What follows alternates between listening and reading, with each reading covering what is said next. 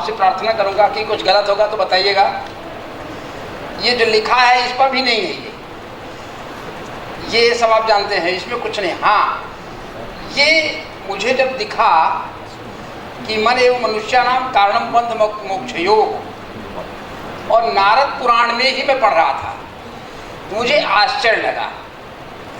और फिर मैं कह दूं कि नारद पुराण को तो ये पढ़ा लोगों ने, इसकी व्याख्या करेंगे कई दिन लगेगा, इसलिए मैं बहुत सूत्र में कह रहा हूँ, बहुत सारी चीज़ें समझ में नहीं आएंगी और मैं माफ़ी मांगूंगा और कहिएगा तो विस्तार में बताऊंगा। लेकिन जब ये देखा तो इसको मुझे ये लगा कि ये बड़ी विचित्र चीज है। और अब मैं ये कहूंगा कि इसको, योग को आप छोटा मत मानिएगा, बस इतनी मेरी प्रार्थना है। इसमें कौन सा विषय नहीं है। मैं पहले तो गणित में नहीं जानता हूँ, लेकिन मैंने लीलावती के बारे में सुना कुछ लोगों से, तो मुझे अच्छा लगा कि चलो लीलावती भारत की बहुत अच्छी गणित है। लेकिन जब नारद की गणित देखा नारद पुराण में, तो लगा हे भगवान, मैं आपको गणित पढ़ाने नहीं जा रहा हूं, मैं केवल योग की बात कर रहा हूं, योग से क्या मिलेगा, तो इसको पढ़िएगा। अब फिर वो कहते हैं एक अष्टधा प्रति क्या एक तत्व है गीता में, भगवान कृष्ण कहते हैं। अब गीता पढ़ाने लगूं क्या? मैंने जिंदगी भर पर्यावरण पढ़ा, पर्यावरण का अधिष्ठाता रहा।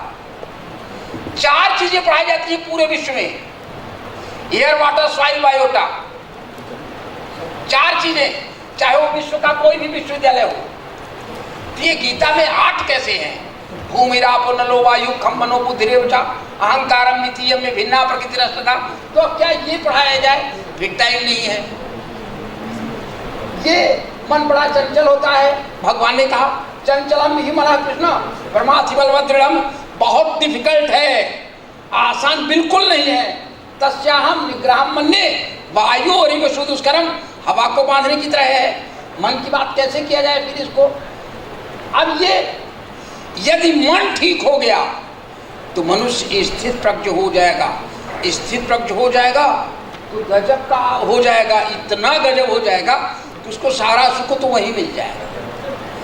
कैसे होगा इस पर सारे लोग चर्चा कर रहे हैं, इसलिए मुझे छोड़ दीजिए, छोटे आदमी को उसमें क्यों चर्चा करेंगे। मन, मैं तो पढ़ता था साइंस, तो आपने भी पढ़ा होगा, सबने पढ़ा होगा, इसलिए मैं कोई बिल्कुल नई बात नहीं बता रहा हूँ। और लगता है काफी कम समय है, फिर भी कहना पड़ेगा। मन की गति प्रकाश से कई गुना ज्यादा है, प्रकाश की गति में ही परेशान हो जाते हैं, प्रकाश की गति में ही परेशान हो जाते हैं। लेकिन ये भारत में प्राचीन ऋषियों ने इसके कंट्रोल करने का जो सीखा देखा, उस पर भी मैं नहीं बताने जा रहा हूँ आपको। मैं आपसे इसकी कार्य क्षमता भी दिखाऊंगा यहाँ।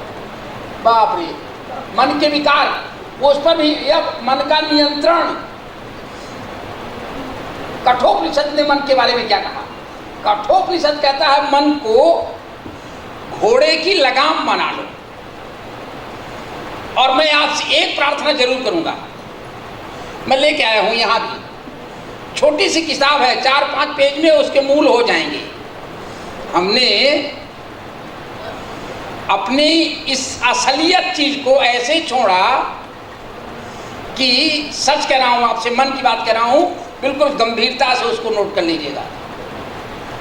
बच्चों के लिए मैं कह रहा हूं और विद्वानों को प्रणाम कर रहा हूं, चरणों में दंडवत कर रहा हूं। शेर ने गधे की खाल ओढ़ ली थी हजारों सालों तक। कभी पंचतंत्र की एक कहानी है कि गधे ने शेर की खाल ओढ़ ली और शेर बनना चाहा था, लेकिन यहां वो कहानी उल्टी हो गई थी। इसको 25-30 साल पहले मैंने कहा था, भारत जो शेर है स्वयं नगेंद्रता, और भारत ने पिया था शेरनी का दूध। और वो कहानी फिर नहीं कहूंगा क्योंकि बड़ी लंबी है। भारत में योग विद्या पर ही तो चर्चा होती थी, सब कुछ होता था। एक फिर किताब आपको नन्ही सी बताऊंगा, नन्ही सी, अवश्य पढ़िएगा मेरे दोस्तों। मैं विद्यार्थियों से कह रहा हूँ, सियाने लोग तो पढ़ेंगे। केवल 1 पन्ने की किताब है, चाहिएगा तो जिसको चाहिए मुझसे ले लेगा, फ्री में ले लेगा। ईशावास्योपनिषद, ईशावास्योपनिषद। पूछे क्यों? मैनेजमेंट की पूरी दुनिया में बहुत बहुत अधिक आवश्यकता है, सबसे अधिक पूछा जाता है। लोगों ने बहुत लिखा है। IIM के प्रोफेसर से एक आध हमारे बहुत अच्छे मित्र हो गए थे, ऐसे ही चर्चा करते तो कहते थे कि गीता में मैनेजमेंट है, और कुछ लोग पढ़ने लगे कि हनुमान चालीसा में मंत्र है। मैंने विश्वविद्यालय में, अटल बिहारी वाजपेयी विश्वविद्यालय में कुछ मित्रों ने कहा थोड़ा सा पढ़ा दीजिए उपनिषद। एक दिन कठोपनिषद की ऐसी कहानी कह दिया बीच में, तो कई लोगों ने कहा सर पढ़ा दीजिए इसको, प्लीज पढ़ा दीजिए। तो हमने कहा पढ़ाएंगे, पढ़ाने लगे। मैं सच बताऊं, आपकी इस चर्चा से क्या मुझे दिमाग में आया, केवल एक पृष्ठ पढ़ लीजिए, लेकिन पढ़िए ठीक से, एक पन्ना, ज्यादा पढ़ने की जरूरत नहीं है। 18 लाइन है मेरे पास, सही है, याद भी है मुझे, बहुत सारा सुनाऊंगा नहीं क्योंकि समय नहीं है। वो बाबा, लाइफ मैनेजमेंट का इससे सुंदर फार्मूला, पूरी लाइफ मैनेजमेंट का इससे सुंदर फार्मूला धरती पर दूसरा नहीं मिलेगा। और इसलिए यदि आप कहें गवर्नमेंट को इसको कंपलसरी कर दो याद करने का, तीसरी चौथी के बच्चे याद कर लेंगे पूरा। छोटे बच्चों को कहिए तो अभी सुनाने लगूं, तीसरी चौथी के बच्चे मंत्र याद किए हैं। हमने 2 साल की बच्ची को वेद मंत्र याद कराया है, आप ही करा लेते हैं, करते हैं, सब लोग सुनते हैं। अब उसकी चर्चा नहीं करेंगे, आगे चलिए। कठोपनिषद में उसको कहा है कि ये जिसके हाथ में घोड़े की लगाम सही हो वो सही जाएगा, ये तो आप ही मानते हैं। उसने कहा है घोड़े की लगाम है मन, जिसको वह ठीक करना। केवल 8-10 लाइन में पूरी जिंदगी में सुख प्राप्त करने का तरीका लिखा हुआ है, जो अभी शर्मा जी बता रहे थे। तो मैं आपको उसके साथ दे रहा हूँ, रेफरेंस के साथ। केवल 5-6 लाइनें इसमें लिखी हुई है, वो सब याद भी है मुझे। आत्मानं प्रसरम विद्य शरीरम प्रथमे तो बुद्धिम सुसारथिं विद्धि मनः प्रग्रहमें वचा, है ना, इंद्रियाणि हयानि आहुर। ये लेकिन ये चिंतन का विषय है, इसलिए यहाँ ये इसका एक्सप्लेन करने का समय नहीं है। इसको आगे मैं बताता हूँ। विज्ञान, यस्तु विज्ञान, विज्ञान में सुबह एक प्रोफेसर सबसे कह रहा था, यहाँ तो सागर विश्वविद्यालय है, बाप रे, प्रोफेसर हरि सिंह गौड़ का। साइंस के लोग बैठे होंगे तो मुझे पिटाई करेंगे। मैं आपको कह रहा हूँ, जो साइंस है वो ये विज्ञान नहीं है जो लिखा है विज्ञानवाद।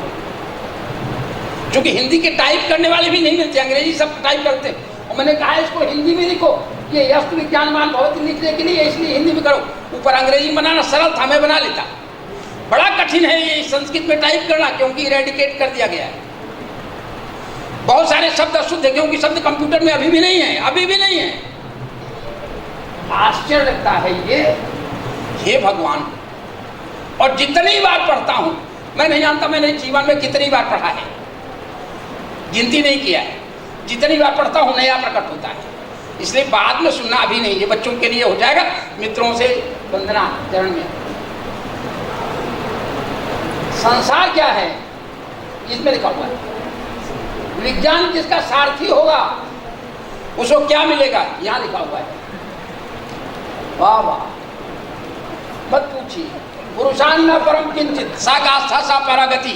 सबसे ऊंचा क्या है इस पर चर्चा करेंगे। इससे ऊपर कोई मनुष्य कभी गया नहीं है और जाएगा नहीं। इसी में मैं आपको बता दूं, इन्हीं श्लोकों के बीच में मैं लिख नहीं लाया हूं। विवेकानंद ने शिकागो में एक मंत्र का आधा कहा था, आप 1/4 याद रखते हैं। 1/4 जो बहुत बढ़िया भाषण देते हैं ना, वो याद रखते हैं, उसको लिख करके। उत्तिष्ठत् जाग्रत प्राप वरान् निबोध। आगे का नहीं बताते हैं, भूल जाते हैं। क्षुरस्य धारा निशिता, अरे बाप रे, तत्कवयो वदन्ति। आगे अर्थ मत पूछो, मैं जानता हूं, मैं बता दूंगा, लेकिन घंटे भर लगेगा। मन पर नियंत्रण, आगे चलो। मन पर नियंत्रण से क्या होगा, दुख का मनोयोग है। हाँ, ये बात कठिन है, इसलिए इसको बात कर करूंगा। इसकी बात करूंगा क्योंकि इसकी बात हुई नहीं है। शायद आप जो फिल्म देख रहे थे उसमें कुछ रहा होगा, लेकिन मैंने उसको देखा नहीं अभी। मैं जानता हूं नहीं होगा। इसकी कहानी बता देता हूं, और कहानी साइंस की है। डार्विन का नाम आपने सबने सुना होगा। डार्विन कहता है ये धरती मिलियंस ऑफ ईयर पुरानी है। डार्विन के बाबा, जिनको बड़ा सम्मान था, सर इरस्मस डार्विन, जो बड़े प्यार से उसको पढ़ाया करते थे, और डार्विन का टीचर जो उनके बाबा का शिष्य था, बहुत महान था, माल्थस, सारी दुनिया में पढ़ाए जाते हैं। डार्विन नन्हा सा नौजवान है, कहता है मैंने ये फाइंडिंग्स देखी सामने, मैं अपने टीचर को कैसे समझाऊं, मैं अपने बाबा को कैसे समझाऊं, सर इरस्मस डार्विन के पास मैं कैसे जाऊं कि ये बाबा, ये 4000 वर्ष की धरती नहीं है, ये धरती 4 बिलियन है। और आज पढ़ाया जाता है, और आप अपने कुलपति से कहिएगा, इसमें लेक्चर देंगे, एक्स्ट्राऑर्डिनरी बताएंगे, 4.6 billion years old, 4.6 billion year old. दुर्भाग्य है हमारा सारा इतिहास इसी ईसा पूर्व 4000 वर्ष पर ही टिका है। क्यों? वो जानकारी नहीं था। और तब बहुत खींच तान के कहा नहीं और पीछे ले चलो, तो और कितना पीछे, 4000, 1000 और दे देते हैं, तो कितना हो गया, 5000। मैंने आश्चर्य करा, जो भारत के बड़े बड़े जानकार, मुझे एक बार बड़ा कष्ट हुआ, मैं ईमानदारी से नाम लेके बता रहा हूँ, डॉक्टर जोशी को मैं बहुत सम्मान से देखता हूँ, प्रोफेसर मुरली मनोहर जोशी की बात कर रहा हूँ, जो उनने कहा कि भारत का 5000 सालों का इतिहास, तो हमने कहा मैं सिर्फ अपना पूछ लूं, ये साइंस के अगेंस्ट हैं, और अब मैं उस पर आपको ले चलूंगा, कहूंगा बाद में कराइएगा। भैया 5000 साल तो कलयुग के हुए हैं, और आपको बता दूं सारी दुनिया में जो जियोलॉजिकल टाइम स्केल पढ़ाया जाता है, भारत के सतयुग, त्रेता, द्वापर और कलयुग को देख के पढ़ाया जाता है। और मैं आपको इसको फिर बता दूं यहीं पर, कि आप पढ़िएगा, फिर पढ़िएगा, काल गणना का एक सूत्र है, वो भी मुझे आधा याद है, बताऊंगा नहीं अभी, है ना, कहीं बता दूं तो फिर 2 घंटे टाइम देना पड़ेगा आपको। हमको क्या करना है, हमको 10 मिनट में फिनिश करना है। अभी कहाँ है, अभी मेरे पास आएंगे, कहेंगे मिश्रा जी प्लीज टाइम हो गया, हम क्या करेंगे, हमको कहिए, हम बोलते रहेंगे, जब तक हम गिरेंगे नहीं तब तक बोलते रहेंगे। और आपको सब प्रमाण हम ये बच्चों के लिए करें। मैं आपको फिर छोटी कहानी पहले चलता हूँ, हल्का आप हो जाए। वाकणकर एक नाम है, नहीं सुने हैं तो सुनिएगा बाद में। वाकणकर को सुन रहा था, तूने कहा इतिहास पढ़ाते वक्त भारतीय का महानतम इतिहासकार है वो वाकणकर। उसने अपने बच्चों से कहा, देखो जो यहाँ पढ़ा रहा हूँ वो गलत पढ़ा रहा हूँ डेक्कन कॉलेज पुणे में, और यदि सही पढ़ना होगा तो मेरे अलग पढ़ना क्लास से, मेरे पास घर आ जाना तो मैं पढ़ाऊंगा, घर में आ जाना तो पढ़ाऊंगा। ध्यान रहे, इम्तिहान में सही मत लिखना, नहीं फेल हो जाओगे।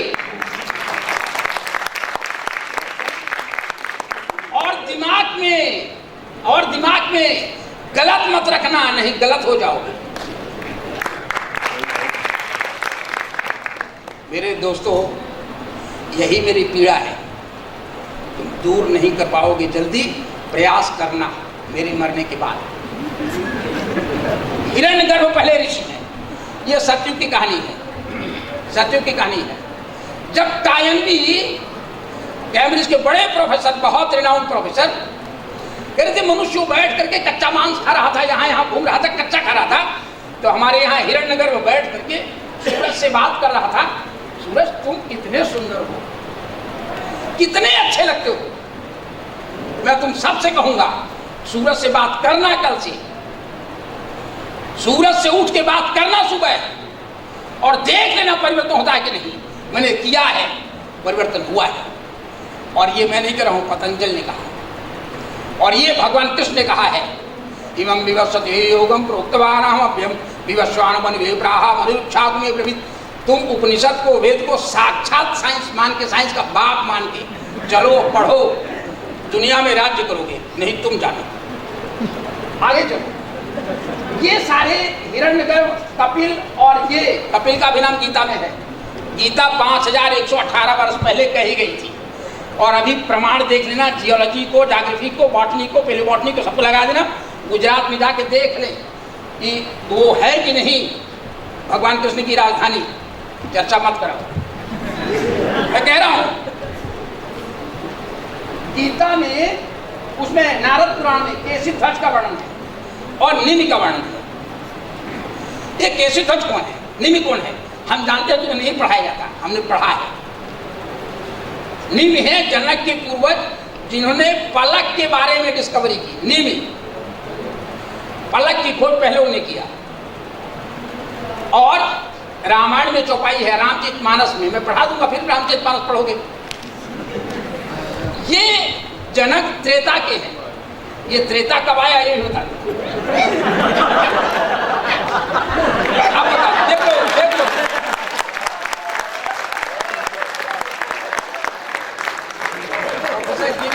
प्रोफेसर गिरी, मैं आपका सही सही आभारी हूँ, क्योंकि मैं 2 मिनट वाला आदमी हूँ। मैं 2 मिनट वाला आदमी हूँ। क्लास में भी मुझे कह देते हैं मत पढ़ाया करो।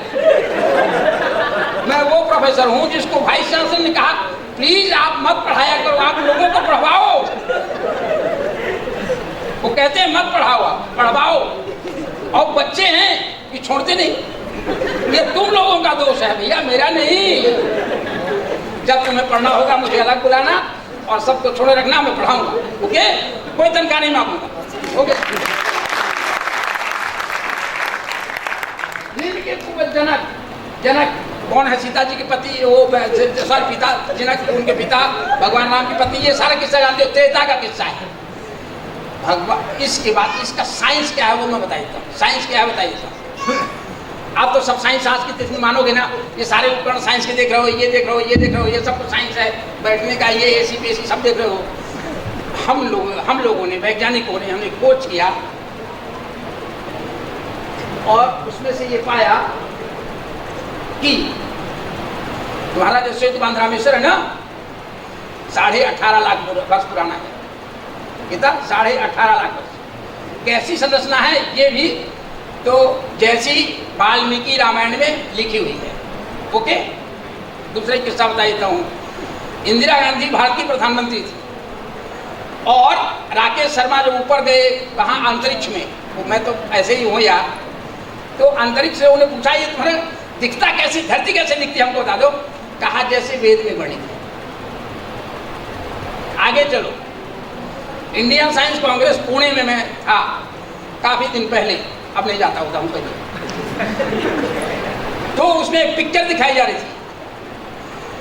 प्रोफेसर श्रीनिवास रामानुजन से हार्डी पूछता है कि भाई ये तुमने गणित कैसे 1 सेकंड में लगा लिया यार, मुझे 2 दिन लगता है, ये तुम्हारा उत्तर कहां से आ गया? वो कहता है I don't know from where the answer is coming but answer is here and is 100% correct. Hardy परेशान, पसीना आने लगा उसको। ये क्या करता है? दुनिया का महानतम गणितज्ञ हार्डी माना जाता था, कैम्ब्रिज यूनिवर्सिटी का प्रोफेसर था। मैं तुमसे कहूँगा ये चैलेंज लेना, मुझे टाइम नहीं चाहिए, मुझे भाषण भी नहीं चाहिए। 20 बार टेलीफोन कर नहीं पाया, पूछ लो, पूछो जाके। और जेब में 4-6 हज़ार रुपये डाला है, वो भी नहीं चाहिए। लेकिन मजबूरी है, एक व्यवस्था है यार, व्यवस्था है। आपको इशारा कर रहा हूँ, चावल दिखा रहा हूँ, कर लेना।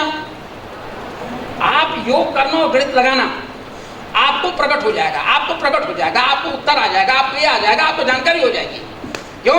शंकराचार्य कहते हैं तदीय पाद पंकजम नमामि देवी नर्मदे, और नर्मदा जी छुप करके नीचे चले जाते। ये भारत है। और विवेकानंद ने केवल नर्मदा, उनको शंकराचार्य को पढ़ा है और इसलिए लिखा है। और मैंने विवेकानंद को जो पढ़ा, उन्हें कहा 72,000 नाड़ियाँ ठीक हो गई तो मेरी शुद्ध हो जाती, तो मैंने कहा मेरे में 73,000 थोड़ी है, मेरी भी ठीक हो जाएगी। और क्रॉनिक पेशेंट था, अस्थमा का क्रॉनिक, और मेडिकल कॉलेज का प्रोफेसर लिखता है कि इसमें कोई ठीक नहीं होता। तो मेरे मुट्ठी में आ गया वो योग करने से, और आज मैं इस पर जितने दिन चाहो एक्सप्लेन कर सकता हूँ। अभी लेटेस्ट किस्सा एक कहानी बता देता हूँ, ये छोड़ दो, इस पर करना रिसर्च। ये भारत की ये वाली जो सभ्यता है, ये लगभग 27 लाख वर्ष पुरानी, ये पेलियोबॉटनी और इसके हिसाब से है। मेरे पास जिसको देखना होगा देख लेगा, 25 लाख वर्ष पुरानी आदमी की ये टिबिया हड्डी है। और धरती पर 6.5 करोड़ वर्ष पुराना नारियल भारत से डिस्क्राइब करके दे दिया। अमेरिका पढ़ाता है मेरा नाम लेकर, पढ़ाओ, उनको पढ़ाना पड़ेगा, तेरी मजबूरी है, क्योंकि सही लिखा है।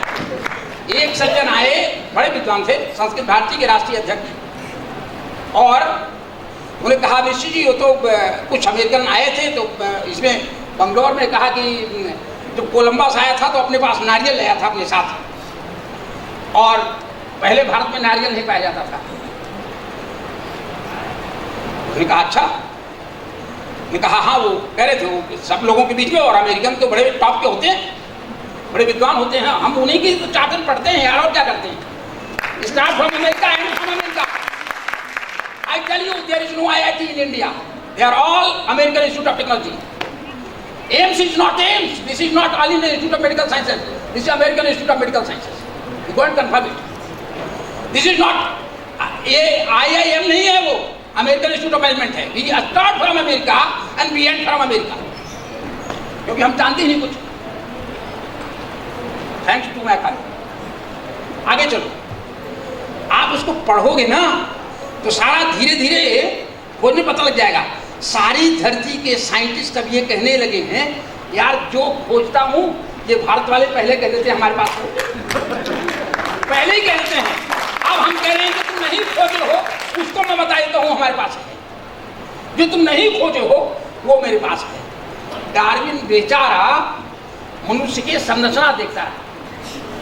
यहाँ मनुष्य को एक सेकेंड में बंदर बनते और दूसरे बंदर को पतिंगा बनते और उस मनुष्य को शेर बनते योग ने सिखाया, लिखा हुआ पतंजलि पढ़ लेना, प्रैक्टिकल कर लेना, हो जाएगा। करना पड़ेगा, बिना करे नहीं होगा। कई जन्म में होता है और कभी कभी एक ही सूत्र है, कभी कभी इमीडिएट होता है, जैसा विवेकानंद को हुआ था, होता है। और ऐसे पढ़ लेता आदमी कि सब कुछ पढ़ जाता है। मैं कुछ नहीं पढ़ता हूं और सब पढ़ाता हूं। मैं कुछ नहीं पढ़ता हूं और सब पढ़ाता हूं। पढ़ लो। तुम बड़ा अंग्रेजी जानते हो, जरा जर्मन बात करो ना, गुटन मार्गन भी नहीं जानते हो। और मैं पुरस्कार दे सकता हूं छात्रों को जो पढ़ रहे हैं, इनको प्रणाम। इनके सामने केवल प्रमाण के लिए कह रहा हूं, ये प्रमाण स्वरूप बैठे हैं। हमको तुम अल्फाबेट ठीक ठीक बता दो, अर्थ सही, हमसे जो चाहे वो ले जाओ, जो कुछ है मेरे पास मैं तुमको सब दान कर दूंगा। अल्फाबेट तो बता दो। अरे याद ही नहीं है, जरा कर लेना अल्फा बीटा गामा थीटा और फिर अर्थ बता देना। और पढ़ते रोज अल्फाबेट हो पहली कक्षा से। चलो ये अब जो है केवल इतने का मैं कह रहा हूं, ये तो बिल्कुल नई बात बता रहा हूं। डार्विन वाली कम लिखी है, लिखी जाएगी। भारत की संस्कृति का जो अभी अपभ्रंश ये गलत पढ़ाया जाता है वो ठीक होनी है। और यहाँ पढ़ते हुए मुझे याद आ रहा है फिर वही, कहाँ गया उसका फोटो, कहाँ लगा है, बाबा लगा है। मैं सर 2 मिनट लूँगा। कैम्ब्रिज यूनिवर्सिटी में जब ये पढ़ रहे थे 1912 के आसपास, मुझे इसलिए याद है कि मेरे बाबा भी वहाँ पढ़ते थे। एक कॉन्फ्रेंस हुई ऐसी, उसमें यहाँ तो 5-7 वक्ता हैं, वहाँ 16 वैज्ञानिक बैठे थे, बाकी श्रोता रहे होंगे। एक आदमी आया, एल्फ्रेड वेगनर, उसने कहा धरती खिसक रही है। 15 लोगों ने कहा ये बड़ा मूर्ख है यार, हटा दो इसको, क्यों वेस्ट करते हो time, why you are wasting time. तो जो कैम्ब्रिज यूनिवर्सिटी का चांसलर था, इनका टीचर था, इसलिए मैं कह रहा हूँ कि सानी साहब का टीचर था, इसलिए मैं कह रहा हूँ नेहरू जवाहरलाल नेहरू का टीचर था, sir Albert Charles sievert. Sir sievert कहते हैं यार आप फिजिक्स के हैं, केमिस्ट्री के हैं, बहुत अच्छा बात है, ज्योग्राफी के, जियोलॉजी के, जो भी हैं आप बैठे हैं, सुनने में क्या अच्छा है, बुराई है। और 4 साल लगे सीवर्ट को ये समझ में, 4 साल सीवर्ट को लगे, और सीवर्ट ने आके इंडिया में लेक्चर दिया, बाद में आए। लेकिन वो पेपर लिखा 16 में, 1916 में, कुछ कुछ ठीक लगता है। 1919 में साहनी ने लिखा, कॉन्टिनेंटल ड्रिफ्ट के जो एविडेंसेस आ रहे हैं वो सही लगता है। 1976 में मेरे प्रोफेसर, मेरे उनके विद्यार्थी पूरा समझाए, और आज जो अभी लोग नहीं जानते, अब फिर मैं कह रहा हूँ आप अपने कुलपतियों को कहिएगा, इसमें लेक्चर करिए, आप पढ़ाइए, हम पढ़ेंगे। ज्वालामुखी कैसे फटता है और भूकंप कैसे आता है, नर्मदा घाटी कैसे चली जाती हैं, और आपके विद्य में भूकंप नहीं आता है, नहीं आता है। हिमालय में क्यों आता है, ये बताता है वैज्ञानिक। आगे की गणित हम नहीं लगाते, सुपर कंप्यूटर करो और ठीक से लगाओ, और मॉडलिंग करना योग करने के बाद। यदि मॉडलिंग करोगे तो पाओगे कि धरती का जो तुम्हारे भारत का क्षेत्रफल है बदला हुआ मिलेगा, और इतना बड़ा क्षेत्रफल मिलेगा कि वो जो आधा किलोमीटर लग गहराई में समुद्र का पानी नीचे चला जाएगा, आधा किलोमीटर गहराई में। गणित तुम लगाओगे, मैं लगाता रहूँगा, दिन भरा काम कर ले, गणित लगाना होगी ना।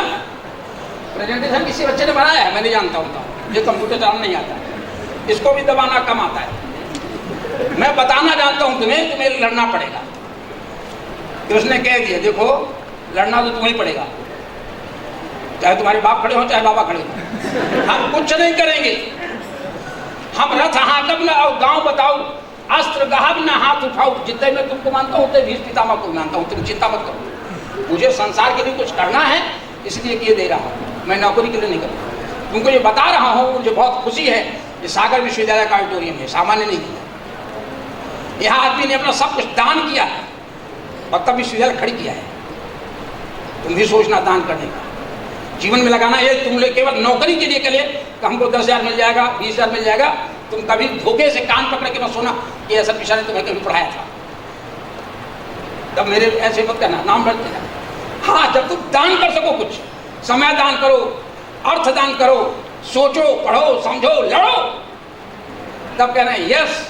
हम लोगों ने कॉन्फ्रेंस करी थी एक योगा में और सुना था योग में पढ़ाया जाता है युद्धाय कृत निश्चय, लड़ो, और नहीं लड़ोगे तो तुम्हें लड़ना पड़ेगा।